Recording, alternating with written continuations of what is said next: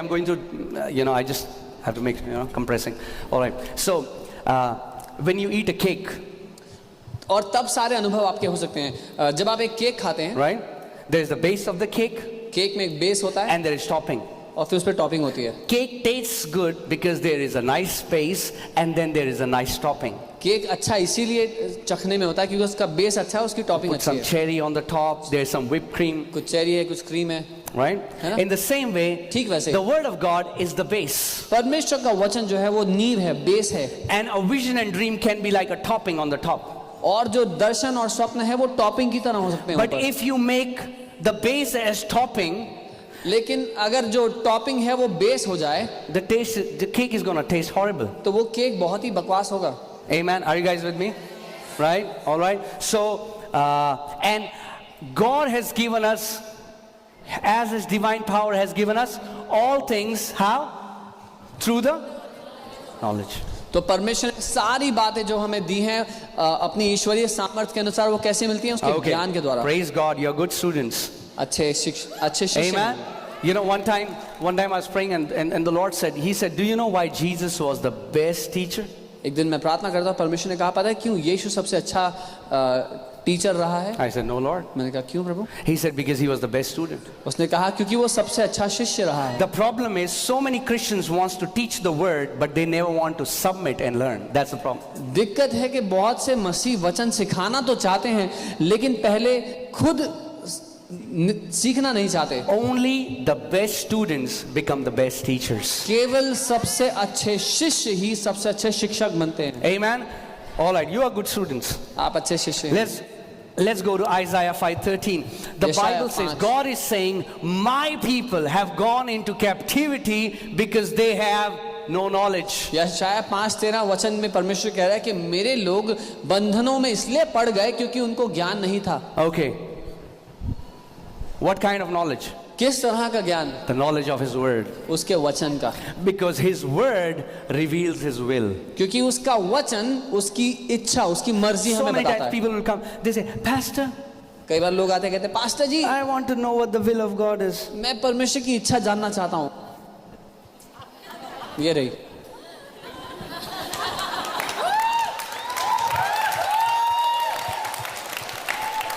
This is the will of God. ये परमेश्वर की इच्छा है. It is written, is the लिखी will of हुई God. है कि ये परमेश्वर की इच्छा है. Amen. You want to know His will? आप उसकी इच्छा जानना चाहते हो Know अपने His लिए? word. उसके वचन को पढ़ो. Amen. So Bible is saying, because believers have no knowledge of the word, they have gone into captivity. Bible कह रही है क्योंकि विश्वासियों के पास वचन का ज्ञान नहीं है, वो बंधनों में पड़ गए हैं. And then there are teachings that have put so many to graves. Then there are teachings preached from pulpit that has put many Christians to grave. और बहुत सी शिक्षाएं पुलपिट से मिली हैं मसीहों को जिनके कारण वो कब्र में चले गए हैं. They go into captivity and then people preach that it is God. It has come from God. लोग बंधनों में पड़ जाते हैं और फिर प्रचार ये किया जाता है कि परमेश्वर की ओर से है. Oh, it's your testing period, brother. ओ ये आपके परखे जाने का समय है भाई. God doesn't test you. It's Bible says the tempter came. It's Satan who comes to test your faith. परमेश्वर आपको नहीं टेस्ट करता, परमेश्वर आपको नहीं परखता. बाइबल कहती है वो परखने वाला यीशु को परखने आया. शैतान है जो आपको परखता है. Amen.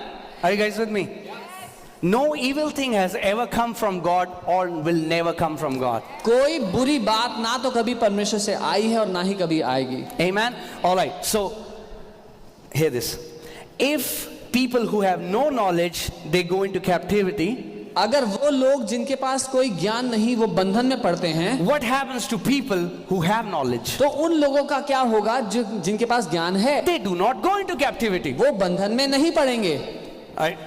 Is it okay? Is it clear? It's simple. साफ है, आसान Right? है. If you don't want to go into captivity, अगर आप बंधन में नहीं पड़ना चाहते then make a commitment तो ये ठान लें that I will grow in the revelation knowledge that comes from the word of God. कि मैं परमेश्वर के वचन के जो प्रकाशन से ज्ञान मुझे मिलता है उसमें मैं बढ़ूंगा. Okay, let's go to Philemon 1:6. Philemon 1 उसका 6. Okay, let me teach you how your faith can become energized and effective and powerful. मैं आपको दिखाना चाहता हूँ कैसे आपका विश्वास शक्तिशाली हो सकता है, प्रभावशाली हो सकता है. Amen. All right. It says that the sharing of your faith may become effective by the acknowledgement of every good thing which is in you in Christ Jesus. और लिखा है कि विश्वास में तेरा सहभागी होना तुम्हारी सारी भलाई की पहचान में मसीह के लिए प्रभावशाली हो। Now, the awesome thing is, अच्छी बात यह है, this verse destroys the prayer of many Christians. ये वचन बहुत से मसीहों की प्रार्थना को बर्बाद कर देता है। Oh God, O Prabhu ji, there is no good thing in us. ओ हम में कोई अच्छाई नहीं है प्रभु। Read the word. वचन पढ़ो, Read the word. वचन पढ़ो। Oh God, O Prabhu ji, nothing good comes from us. हमसे तो कुछ अच्छा Oh, we आता are ही नहीं bad, है। we हम are तो evil, बुरे we are हैं, this, दुष्ट and we are हैं, that. ये हैं, We have no good. कोई Well, the भलाई Bible नहीं। says बाइबल कह रही है there are many good things in you बहुत सी अच्छी बातें हैं because you are आपके in अंदर, Christ Jesus. क्योंकि आप मसीह में हैं। Amen. आमीन। Let's read it again. दोबारा पढ़ते हैं। And not only there are good things in you, the Bible is saying you have to acknowledge those good things. और सिर्फ इतना ही नहीं कि आपके अंदर अच्छी बातें हैं, बाइबल कहती है कि उनको मान लो जो आपके अंदर हैं अच्छी बातें। It's sad that so many Christians are only acknowledging their weakness. दुख की बात है कि अधिकतर मसीह अपनी बुराइयां ही जानते हैं। Oh God, or sometimes they're just confessing their sin, they're acknowledging their sin. और अधिकतर लोग जब प्रार्थना कर रहे हैं तो अपने पापों को बोल रहे हैं।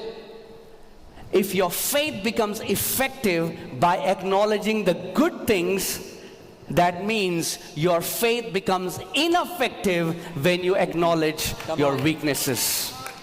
अगर आपका विश्वास प्रभावशाली तब होता है जब आपके अंदर अच्छी बातें जो हैं उनको आप मान लो, तो आपका विश्वास तब कमजोर पड़ता है जब आपके अंदर जो अच्छी बातें हैं उनको आप ना मानो।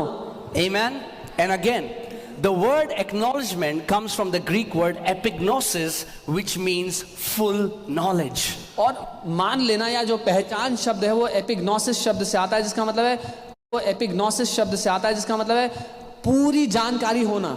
Come on, turn to your neighbor and say, neighbor, अपने पड़ोसी को देखिए, बोले पड़ोसी, there are many good things in me in Christ Jesus. मेरे अंदर बहुत सी अच्छी बातें हैं मसीह में आने के बाद। Wow, isn't that a revelation? क्या ये प्रकाशन नहीं है? Isn't that a revelation? Because so many people look at themselves and all they see is what is wrong with me. क्योंकि अधिकतर लोग अपनी जिंदगी देखते हैं और कहते हैं दिक्कत क्या है मेरी। Amen. But God's word is telling you, hey, your faith is not effective because you're not acknowledging the good things that are in you. लेकिन परमेश्वर का वचन आपको बता रहा है आपका विश्वास इसलिए काम नहीं कर रहा क्योंकि जो अच्छी बातें आप में हैं उनको आप मानने को राजी नहीं हो। God, I'm a sinner. प्रभु मैं पापी हूँ। प्रभु मैं तो पापी हूँ। Stop such nonsense prayers. बंद कर दें ऐसी If बेकार you की think प्रार्थना। God is pleased by such prayers, you are deceived. अगर आपको लगता है परमेश्वर प्रसन्न होता है ऐसी प्रार्थनाओं से तो आप धोखे में हो। These are unbelieving prayers. These are ignorant prayers. These are stupid prayers. ये अविश्वास से भरी हुई, अज्ञानता से भरी हुई और बेवकूफी से भरी हुई प्रार्थनाएं हैं। Don't try to muster pity in God's heart because you are trying to show that how terrible you are. परमेश्वर के दिल में तरस जगाने की कोशिश मत करो ये दिखा के कि मैं कितना खराब हूं। थोड़ा भिखारी नहीं हो आप। You're not a beggar. You are God's sons and daughters. आप परमेश्वर के बेटे और बेटियां हो। You are sons and daughters. आप परमेश्वर के बेटे And बेटियां हो। sons and daughters don't beg, they demand. और बेटे और बेटियां भीख नहीं मांगते, वो हक से मांगते हैं। Amen. कभी देखा आपने आपका बच्चा के mummy? Have you ever seen your children begging you for food? Amen. You need to know who you are. आप जानना जरूरी है कि आप कौन हो। And the only way you will know who you are is when you will see yourself in the mirror. और एक ही तरीका है कि आप कौन हो आप तब जानोगे जब आप उस शीशे में देखोगे। Amen. All my sisters, मेरी सारी there is बहनें, also another kind of mirror. एक दूसरे तरह का शीशा भी है आपको देखने के लिए। Amen. There is another kind of mirror एक दूसरे तरह का शीशा है आपके that लिए will show you how you are in Christ Jesus. जो आपको दिखाएगा आप मसीह में कैसे हो, And that will show you who you are in Christ जो Jesus. आपको दिखाएगा आप मसीह में कौन So हो। when you look at this mirror, जब इस शीशे को देखो oh, you will say, man, I am anointed. Man, I am appointed. I am an overcomer. Oh, I shall be above only. I will not be beneath. I am blessed. I am highly favored. जब आप इस शीशे को देखोगे तो जानोगे कि मैं अभिषिक्त हूँ, मैं परमेश्वर की ओर से चुना गया, मैं उसकी ओर से रखा गया, परमेश्वर की तरफदारी मेरे जीवन के ऊपर है. Amen. That's what Bible calls, this is where you check, this is the law of liberty. This, when you look at yourself, you're like, man, I look so wonderful in my spirit. इसको Bible कहती है आजादी की व्यवस्था. जब आप इस आजादी की व्यवस्था को देखते हैं तो आप जानते हैं कि आप कितने अद्भुत हैं. Amen. Amen. People can tell you, लोग कह सकते हैं you are good for nothing. कि तुम किसी काम के लिए अच्छे नहीं हो. But when you look yourself in the mirror, you know what? The world gives you a wrong picture. God's words gives you the true picture of who you are. जब आप परमेश्वर की इस तस्वीर को देखेंगे तो आप जानेंगे कि आप कौन हैं. दुनिया आपको एक खराब तस्वीर देगी आपकी, लेकिन परमेश्वर आपको एक अच्छी तस्वीर देगा आपकी. Amen. God's word will show you how God sees you. परमेश्वर का वचन आपको दिखाएगा कि वो आपको कैसा देखता है. Amen. All right, let's see this again. Let the sharing of your faith may become effective by the acknowledgement of every good thing. How many things? You need to acknowledge every good thing which is in you in Christ Jesus. तो तुम्हारा विश्वास में सहभागी होना तब प्रभावशाली होगा जब तुम हर एक अच्छी बात को पहचान लोगे जो तुम्हारे अंदर है मसीह यीशु में आने के When was the बाद. last time you prayed, Father, I thank you that I am your son? कब था पिछली दफा जब आपने ऐसे प्रार्थना की, पिता मैं धन्यवाद देता हूं कि मैं आपका बेटा हूं. When was the last time you said, Father, I thank you because I am a co-heir with Christ Jesus? कब था पिछली बार आपने प्रार्थना में जब ये कहा, पिता मैं धन्यवाद देता हूं कि मैं मसीह के साथ संगी वारिस हूं. Jesus, Yeshu, you are my Lord. आप मेरे प्रभु हो. Sickness and disease have no power over me. बीमारी और रोग का मुझ पर कोई बस नहीं चलेगा. I am forgiven मैं माफ किया जा चुका and हूं free from sin and guilt. और आजाद हूं पाप I और am दोष blessed से. and highly favored. मैं आशीषित हूं और बड़ी तरफदारी मेरे ऊपर है. Amen. Now that's how New Covenant Church is supposed to pray like. अब ये तरीका है जिसके द्वारा नई कलीसिया को प्रार्थना करनी चाहिए. Amen. Come on, we have to change the way we pray. हमें बदलना पड़ेगा कि हम प्रार्थना कैसे कर रहे हैं. Stop begging. भीख मांगना बंद करो. Stop begging. भीख मांगना बंद करो. God doesn't like when you beg. परमेश्वर को बिल्कुल पसंद नहीं जब आप भीख मांगते हैं. Would you like if your kids come to you and beg? आपको पसंद आएगा आपके बच्चे आपसे भीख मांगे आके. Imagine you have guests. You're like, कल्पना करें घर पे मेहमान आए हुए हैं. हमारी बेटी बहुत अच्छा गाना गाती है. हमारी बेटी गाना गा के सुनाएगी हमको. Our daughter sings very well, she'll sing. बेटा इधर आओ. मम्मी खाना नहीं है, मम्मी भूख लग रही है. The guest will think you are terrible mom and dad. आपके मेहमान सोचेंगे कितने बुरे माँ बाप हैं आप. The kids have to beg for food. बच्चों को भीख मांगनी पड़ती है खाने के लिए. Jesus said, if men being evil know how to be good to their children, how much more will Heavenly Father be good to us? यीशु ने कहा जब मनुष्य बुरे होते हुए भी जानते हैं कि कैसे अपने बच्चों के साथ भलाई करनी है, तो कितना ज्यादा हमारा स्वर्गीय पिता हमारे साथ भलाई करेगा क्योंकि वो अच्छा है. Amen. स्वर्गीय पिता हमारे साथ भलाई करेगा क्योंकि वो अच्छा है. Amen. And why are so many Christians begging? और क्यों कई मसीह लोग भीख मांग रहे हैं? Because they have no knowledge. क्योंकि उनको कोई ज्ञान नहीं है. Because they think it's God who is not giving them what they want. क्योंकि वो समझते हैं परमेश्वर है जो रोक के रखा हुआ जो वो मांग रहे हैं. So remember this. I pray Holy Spirit will put it in your heart. So that every time you pray, God, when will you do it? You will hear my voice 2,000 years ago, 2,000 years ago, 2,000 years ago. तो मेरी ध्यान से सुनिएगा ये बात कि अगली बार जब आप प्रार्थना करोगे परमेश्वर कब मेरे को ये दोगे, कब मेरे साथ ऐसा करोगे, तो आपको मेरी आवाज आए कि 2000 साल पहले दे दिया है, 2000 साल पहले हो गया है. Amen. So stop trying to convince God. इसलिए परमेश्वर को राजी करना बंद कर दो. Try to convince your heart. अपने दिल को राजी कर लो. And how will your heart be convinced? और आपका दिल कैसे राजी होगा? When you fill it with the word of God. जब उसको परमेश्वर के वचन से भर दोगे. Amen. Amen. When your heart is filled with the word, जब आपका दिल वचन से भर जाएगा, it will be easy for you to believe. तो आसान होगा विश्वास करना. Amen. How many people are getting what I'm saying? कितने लोग समझ रहे हैं जो मैं कह रहा हूँ? Amen. All right. So let's go to Romans 4:19. Romi 4:19. I'm quickly trying to preach. All right, and you have to quickly receive. Okay, quickly. Okay, all right. Romans 4:19. Romi 4. It says for Abraham that Abraham, not being weak in faith, he did not consider his own body. और यहाँ लिखा है कि वो विश्वास में कमजोर ना पड़ा और उसने अपनी देह की ओर ध्यान ना दिया. Now hear this. Abraham, and I told you, we can become weak in faith. और मैंने बताया था हम विश्वास में कमजोर पड़ सकते And हैं. Bible is teaching us how. और बाइबल बता रही है कैसे. Abraham did not become weak in faith because he considered not his body. Abraham विश्वास में इसलिए कमजोर नहीं पड़ा क्योंकि उसने अपनी देह की दशा की ओर नहीं देखा. He did not consider it. He did not pay much attention to it. He did not acknowledge it. He did not exalt it. उसने उसकी ओर ध्यान नहीं दिया, उसको महत्व नहीं दिया, उसको बहुत बड़ा नहीं बना लिया अपनी जिंदगी के लिए. And in our context, और हमारे विषय में Abraham's body simply means your natural circumstances. Abraham की देह का अर्थ है आपकी जिंदगी के आसपास जो परिस्थितियां हैं. To simply say it, आसान बोलूं, when God said, I will make you a father of many nations, Abraham did not put his butt in between. जब परमेश्वर ने अब्राहम से कहा कि मैं तुझे देशों का पिता बनाऊंगा, तो अब्राहम ने लेकिन नहीं बोला.